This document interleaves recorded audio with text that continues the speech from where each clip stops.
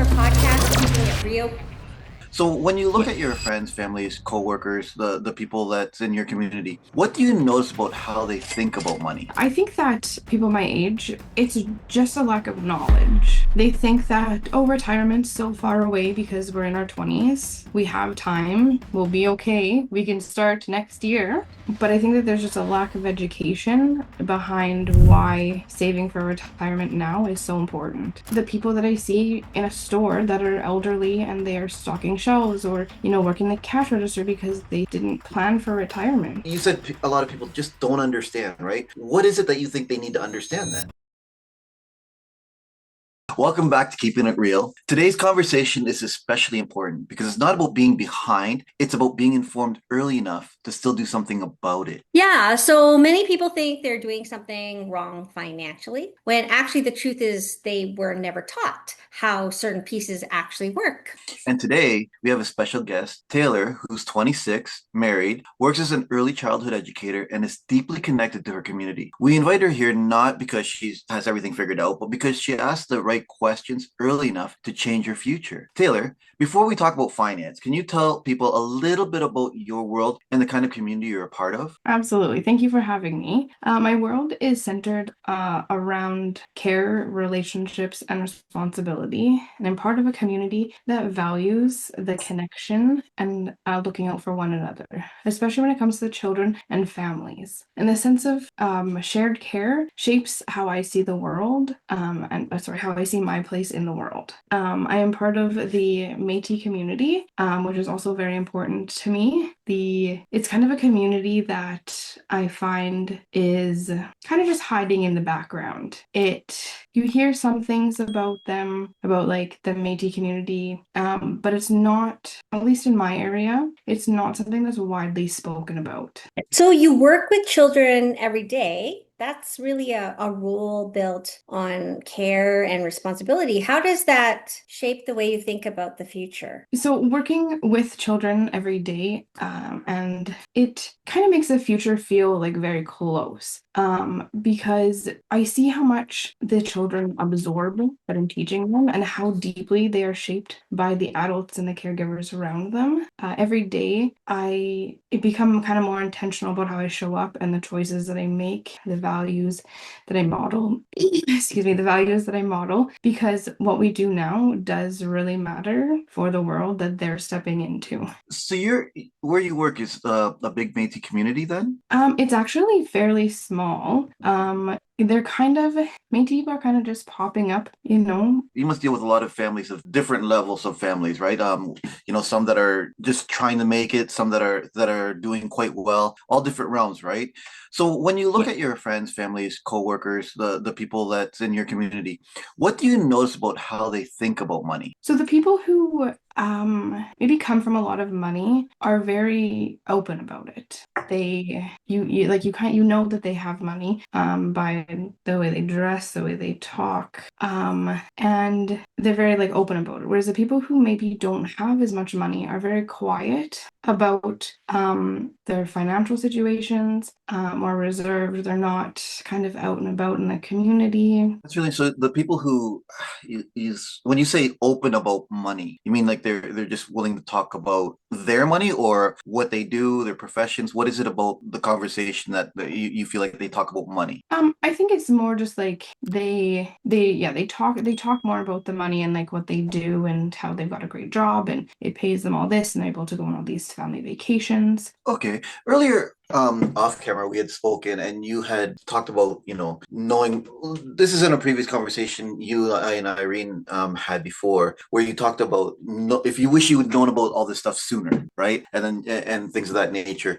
That way you could have started preparing earlier. You're only 26, and when you started learning about this, you're like, I wish I knew about this stuff earlier, right? What changed your perspective? So I think after kind of learning about asking more questions and learning more about what my money could do for me in the future and kind of seeing small investments and how that grows over time that then can lead to my retirement and helping me retire comfortably. I know that those kind of lost years could have made a huge impact, later on. So I do wish that, I'd started kind of earlier. My grandma would tell me that even just putting 10% of my paycheck away every month into a savings account is going to help create a good kind of little nest egg. And my grandma worked at a bank, but there was no further conversation about kind of what to do with that money for it to kind of do anything. Like it just sits in that account and just waits for me to use it.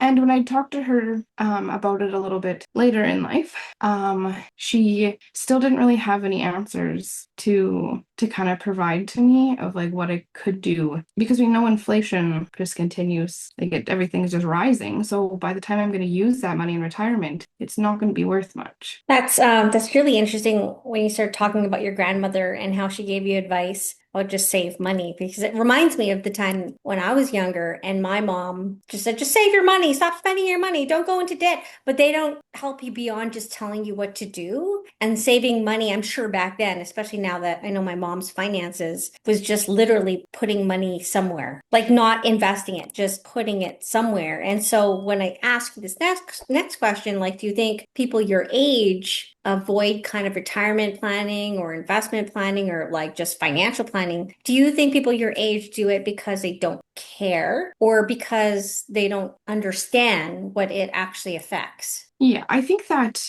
people my age, it's just a lack of knowledge for the most part. I think that they think that, oh, retirement's so far away because we're in our 20s. We have time. We'll be okay. We can start next year. But in reality, that's not, starting next year is better than starting 10 years from now. But that's still like the sooner you can start, the better. So Taylor, I have several clients that are in their early 20s and mid 20s, right? And they start investing. And next thing you know, they're seeing that they have some money saved up. Maybe they got a couple grand sitting in this investment account. All of a sudden, that retirement savings account becomes a transactional bank account.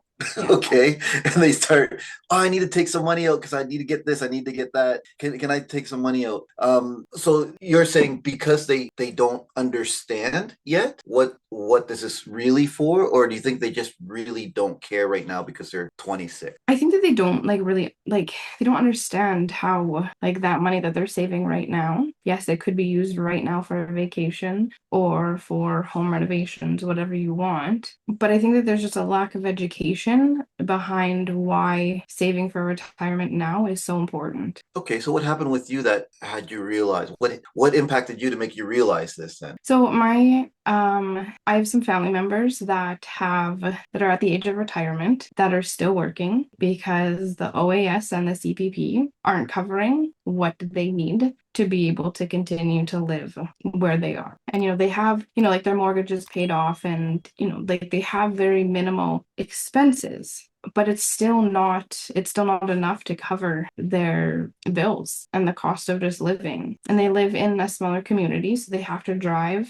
sometimes 40 minutes to go to a grocery store to be able to get groceries. And that in itself is expensive. So just seeing the struggle there. And then also, the people that I see, in a store that are elderly and they are stocking shelves or, working the cash register because they didn't plan for retirement. And they have to work those jobs because it's work the job and be able to stay in the home that they're in or apartment or wherever they live, or they're homeless because there's not enough money. Yeah, that is all unfortunate stuff. It's like when you go to McDonald's through the day and you see all these seniors working in there, and some are working there because they don't want to get out of the house. I get that, but there's a lot in there working because they have to work there. Yeah. Speaking of family, you spoke about, people in your family, community who didn't have the same opportunity to start early. What do you see happening when time runs out? I think that there's going to be maybe some regret for some people if they knew that they could have or should have started a little bit earlier and they decided not to.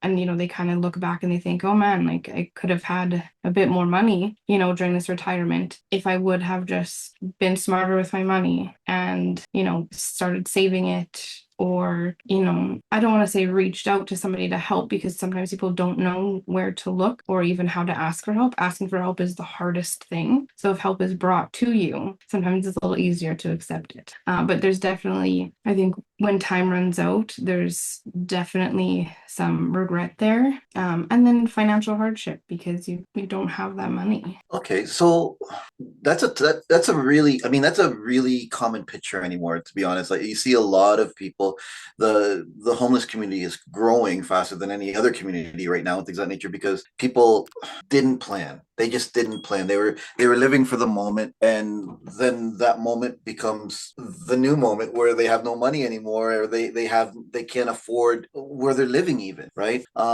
So you're a 26-year-old. Your community will range anywhere from a 20-year-old to a 40-year-old, right? Yeah. Which is the prime age where people need to really focus on their retirement. So what do you think? You said a lot of people just don't understand, right? What is it that you think they need to understand then? I think that just the basic understanding that, the CPP and the OAS is not going to be enough. Starting with that understanding that that's not going to be enough, I think is really that foundation. And then once they know that, then maybe hopefully, then they'll be more open to kind of seeing, well, what can I do then so that way I do have enough. Now, do you think that a lot of people are in their situations because they just didn't know how to save money? Or do you think that maybe something might have impacted their life that took away their money, for instance? I think that is kind of both. I think I see a lot people, they save their money and then suddenly their washing machine breaks down, so they need to buy a new washing machine. So then that wipes out, the funding, the money that they have saved up. And then they start building it up again, and then something else breaks. Mm. And then it's just like a continuous cycle.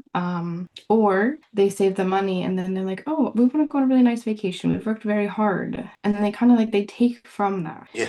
So I think that, people are stuck between like they're saving their money because, that's like what they're supposed to do because people have told them that's what they're supposed to do. And then also kind of being in that mindset that, well, we only live once and maybe this is going to be our only chance to go on vacation. So let's take it. So I think like trying to find that happy medium and finding goals of what they want to kind of save for. And that's a Irene and I had spoken about this in the past podcasts where that's a key aspect of financial planning is incorporating the now time, right, in a financial plan. Because people, you still have to be enjoying your life now, right? But not at the cost of your future at the same time, right? So there's that fine line that people tend to cross all the time. Now let me ask you something. You're married now. How long have you been married? 4 years. 4 years. Okay. So would it be fair to say that you and your husband are dependent on each other to maintain your home and your financial life right now? Absolutely, yeah. So if something were to happen to one of you, would that be something that's impactful that could hurt you financially in the future? Yeah, it definitely could. Okay, which is, and the reason why I asked that is because I want to bring up a topic that a lot of people try to shy away from, per se. Well, at least a lot of young people, anyway, right? And that's life insurance. You said at one point in past conversations that you just wish you understood life insurance a bit better before, right? What is it that you didn't understand about life insurance? So I always thought that life insurance was for, somebody like my grandparents, and that it was something that was just strictly to cover your funeral expenses, and that was it, just to help with that part. And like just being uneducated, really kind of, it just made me kind of like think that, okay, like I don't need life insurance just yet. Like I'm not at that age yet where I'm going to die, right? Now much different perspective now. But back then I was like, I don't need life insurance. Like I'm going to be paying into it forever. And then, like, what if I just save that money instead? What if I just save the money for funeral expenses instead and then just have that there for that? Because I didn't know what else that it could be used for. I didn't know that there was, taxes after death and, all the other ways that you can use different types of life insurance. You actually kind of answered the question I was going to ask. What did you learn that changed that belief about life insurance? So out of curiosity, and because like a lot of our viewers know where Phil and I come from, and you are a newly licensed life insurance agent now, did that clarification come from someone in the industry telling you or did something happen in your life that got you to seek that information out of curiosity? So it definitely came from it kind of like from learning through somebody in the industry, kind of just explaining that life insurance is for the here and now, because it can cover so many things, right? So yeah, it was definitely something that like was learned. So this is really new to you. So let me ask you, from somebody who is kind of just getting a taste of this, right? Of what life insurance can do. So what you're saying is it's not just something that is a focus around death. You said for now, right? So it's something that can help you now, and it's protection while you're still alive. Can you elaborate a little bit more on that? So just like there's different types of life insurance. So ones that kind of have like the investment aspect to it that you can pull from and use that money while still having life insurance. And I think that like the protection is nobody is guaranteed to, wake up the next day. And having that protection now is going to protect, we'll say, my husband. If I were to pass away, protect my husband from having to find money from somewhere to pay for funeral expenses, the taxes after I pass away, and then anything else that needs to be paid out, any debts, and other stuff like that. So there's like so many, more than just paying for a funeral expense. Let me elaborate a little bit more on that as well, and a real scenario that I just helped a client out with. So a husband and wife, right? And they're in their 60s at this point, right? His father needs to be taken care of, and they can't afford to put him in a home yet, right? So they bring him in to live with them, right? But he can't climb upstairs. He can't do any of this. So they had to renovate their house. So they had chair lifts and all of that kind of stuff, right? Put him 40 grand into debt. So you're talking 60-year-olds now going into debt just to be able to care for their parent, right? Where did they Yeah. get that money from? They got it from their insurance policy. Get this, their insurance policy paid to get these renovations done in their home, but their life insurance policy, right? So you're absolutely correct. There are many ways to be able to use life insurance policies if it's been done right, and you work with your financial advisor on what you're trying to achieve and what your goals are. There are many ways to be able to use that life insurance policy, and so I'm glad you realized that. Think a lot of and I mean I could be wrong, but I know that if I were to take myself, a couple decades back and thinking about life insurance, I always say not even a couple decades, like a few decades back, I would be able to say that I think a lot of younger people, obviously they have their whole life ahead of them. So they just that perspective of death is so far away that's not even a possibility for some people. Like no one's going to die, right? So when you think about insurance, the word insurance, we kind of associate with things like car insurance or home insurance. And how many of us have had to, claim on car insurance and maybe even some of us not even be able to get what we got out of it. Like our goal is to help protect us with insurance, but car insurance, which is totally different than life insurance or critical illness insurance. Car insurance sometimes is not guaranteed, right? Because it's all depending on the underwriting after the whole thing has happened already. Whereas when you think about most life insurance companies, like most life insurance policies, they're pre-approving you. So you go through a regimented application, health kind of analysis to see if you get the life insurance policy anyways. And when you do, right, it's guaranteed to pay out to whatever you want it to be pay out to. So I think a lot of people think, well, what do I get out of it now? I'm putting money away to nothing, right? But it's kind of like it's getting their perspective, especially like I said, young people who were just starting their lives, starting to make money, starting to get to spend the money they didn't have before. They're thinking that, well, it's not benefiting me now. So if somehow we can place their future in front of them and say, this is the future that you're building right now, and this is the future that you could be building right now. I think that would be really, really powerful. Sorry,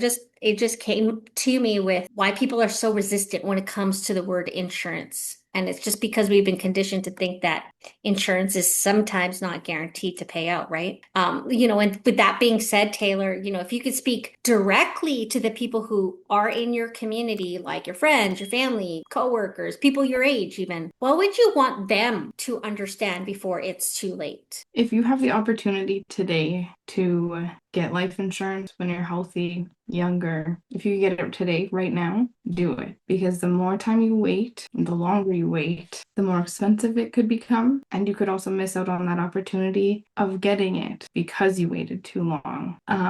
And it also will help your family in the grieving process when you pass away, because the financial burden is alleviated by having some sort of amount that they can put towards that. Grief is already something that is difficult to navigate. So if you can help your family out even just a little bit by getting life insurance, it'll help them. You know what stands out with you, Taylor, is you're not in financial struggles. You're not in any panic or anything. You're still young. You're still developing your life. You're fully employed, and you're just venturing into other avenues, right? So you're not in a panic stage, right? But you got curious about your financial future at a young age, right? I find that intriguing, and it's something that a lot of young people don't ponder. So kudos to you for doing that. Thank you. Yeah, I think that's what real financial awareness looks like, is being calm,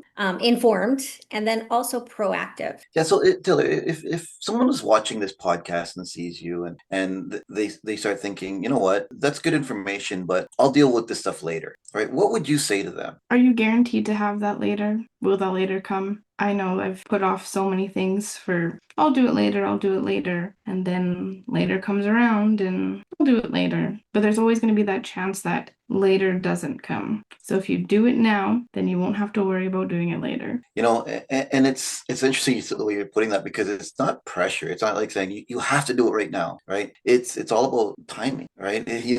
Anything that seems to sit for a long period of time and allowed to grow become something good, like that is going to become something good, like a fine wine. As it ages, it becomes so much better and so much better. And so many people want to have that really expensive glass of wine, right? But they just can't afford to do it. Yeah. But if they invested in it when it was not that expensive glass of wine, they could sit there and enjoy it. Finances and financial planning is exactly the same way. If you want to be able to sip that expensive glass of wine, start early, right? And it's really that simple. The right time is really when you understand what this is all about, and someone like a Taylor comes to you and says, hey, you should really think about this. You should really think about this. Well, thanks for joining us today, Taylor. I really appreciate you taking time out to join myself and Irene in our podcast today. Yeah, thanks for having me. Everyone, thanks. Hit subscribe. So if you want to hear more about people like Taylor, and just hit subscribe if you're even wanting to just know when new videos come up on our channel. Have an awesome day.